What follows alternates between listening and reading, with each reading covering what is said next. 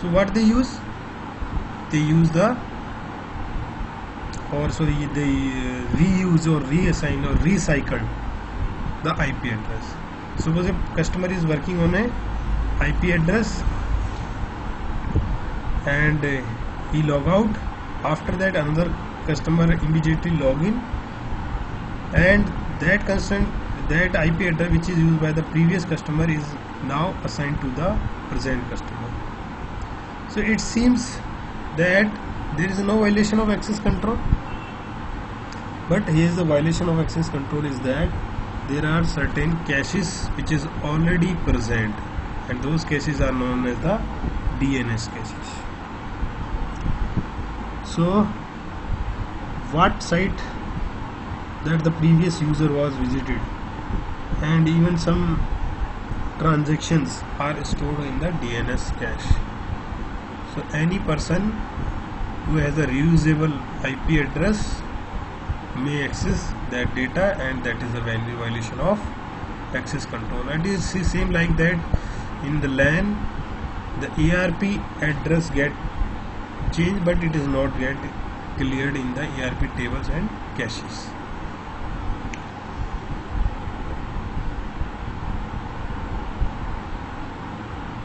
So there is not only the there is not only the violation of access control at the internet level.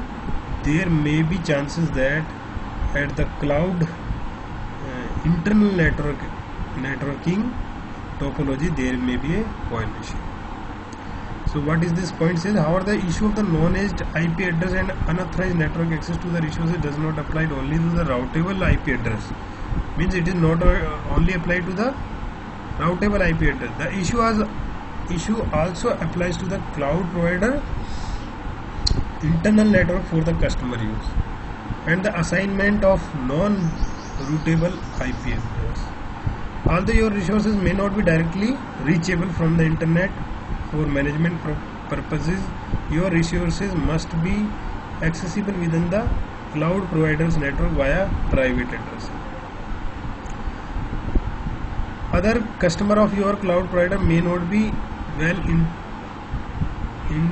intentioned and might be able to reach your resources internally via the cloud provider network.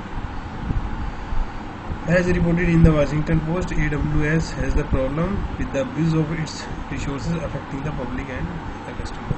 Means if there is not access control maintained within the network of cloud provider, a bad customer may access other customer resources.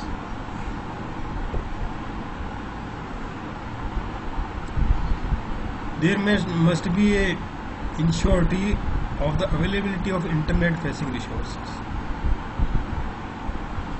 So here is a 3 example of the internet availability of the internet facing resources.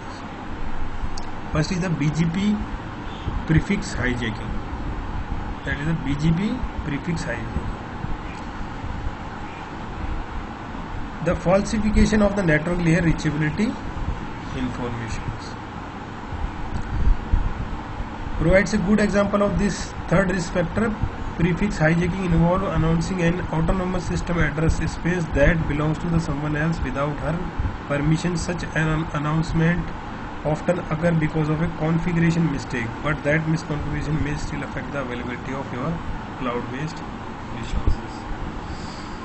Means here is the violation of address space. Suppose a customer working on his or her IP address space unknowingly he may breach inside the cloud provider address space. And one of the example of this type of misconfiguration means someone is setting their local address, local network, but it ultimately affecting the cloud level address. So one of the example is that occur in February 2008, when Pakistan Telecom made an error by announcing a dummy route for the YouTube to its own telecommunication partner, PCCW based in Hong Kong. The intent was to block YouTube within the Pakistan because of some supposedly blasphemous videos hosted on the site. The result was that the YouTube was globally unavailable for the 2 hours. Means they are blocking their video unknowingly, that block the YouTube from throughout the world for 2 hours. Second is the DNS attack. DNS attacks are another example of the problem. What is the DNS attack? Every IP address required a domain name. Okay, your IP